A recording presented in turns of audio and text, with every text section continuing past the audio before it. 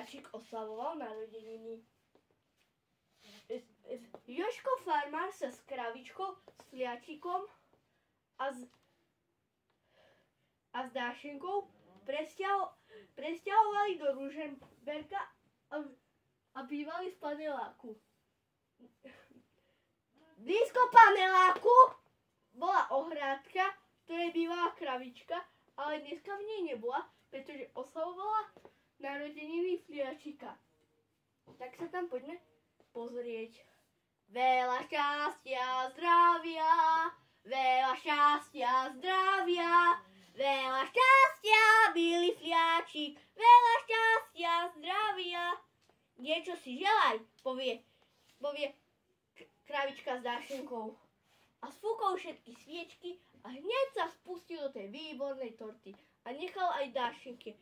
Ale kravička s Jožkom to nemohli jesť. No tak si Jožko trošku z toho dal, ale nechutilo mu to. A tak potom šiel von kravičku podojiť. A Fliačik si z nej dal. Už začal večer a Fliačik s kravičkou išli spať. A Jožko s Dášenkou išli na balkón si pozrieť hviezdy, ktoré hrali hudbu.